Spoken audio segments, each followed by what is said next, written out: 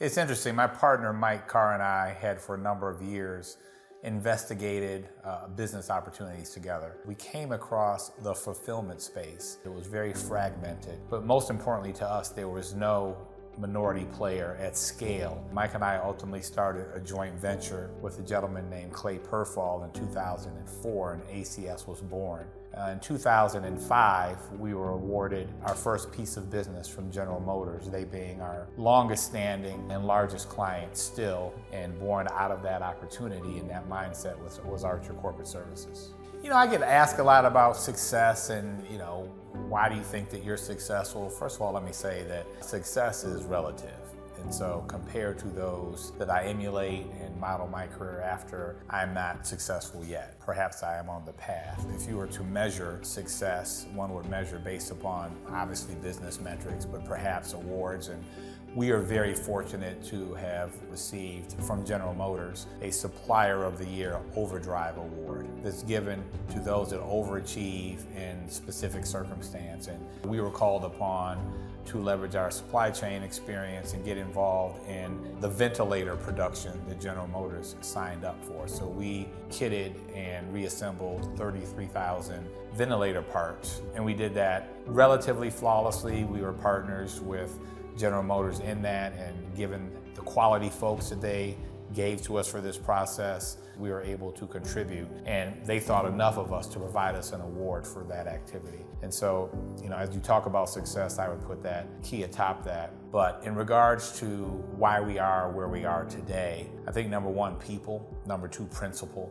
Regarding the people, you can't run an operation such as ours without having strong management leaders. We've been able to layer in staff that come from multiple disciplines, and collectively we provide great client services. In terms of principles, we try to over-deliver. We say no to opportunities that come our way all the time because we do not believe that we can deliver against those expectations with excellence. And so Mike is famous for saying, not only do you have to have the right people on the bus, you have to have them in the right seats on the bus. So we're always analyzing back to the people, what seat should they occupy on the bus so that the bus functions most optimally. Out of law school, I worked for a firm, Graymark Realty Advisors, where a mentor then and still now, Charles Allen, and his partner, Hansel Minyard, would always say they believed in doing well while doing good. That was my first job out of school. It was with an African-American-owned real estate and municipal finance firm.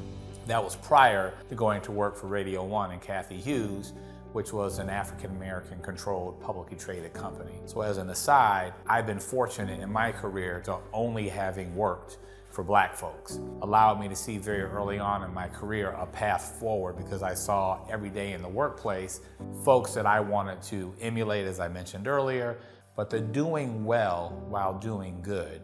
I've modeled that throughout my career. So because of the success that we've had at ACS and other ventures that we're invested in, we're able to give back to our community. Probably most passionate about the Jalen Rose Leadership Academy as we give back to inner city youth. All of our businesses support his school tremendously, as well as the Dennis W. Archer Foundation, which has given away over $2 million in scholarships to African-American kids from Detroit, and that's a foundation that my parents started. We also embrace any of the things that any of our staff members want to do in their particular communities as well. When you talk about community, this office in which we sit today is another byproduct. A group of African-American investors were able to acquire the building in which we sit in an historic African-American neighborhood called Paradise Valley in downtown Detroit. We were able to open up an Archer Corporate Service downtown headquarters that we own in an historic Black neighborhood. And we started a nonprofit conservancy for the neighborhood. So not only are we property owners, but we are responsible for the upkeep, the beautification, and the programming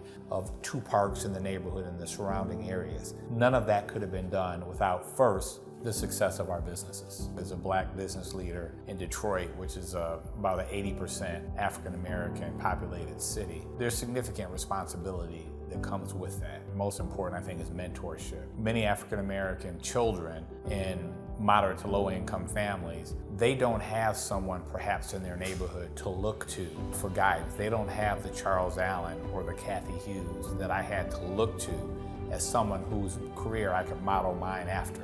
And so we're very heavily involved in providing mentorship for Detroit Black and brown children. It's very important to us. It is our responsibility to reach back and help develop smaller businesses by way of introductions, giving them small contracts, giving them business mentorship. Those are the responsibilities of a Black leader in a Black community.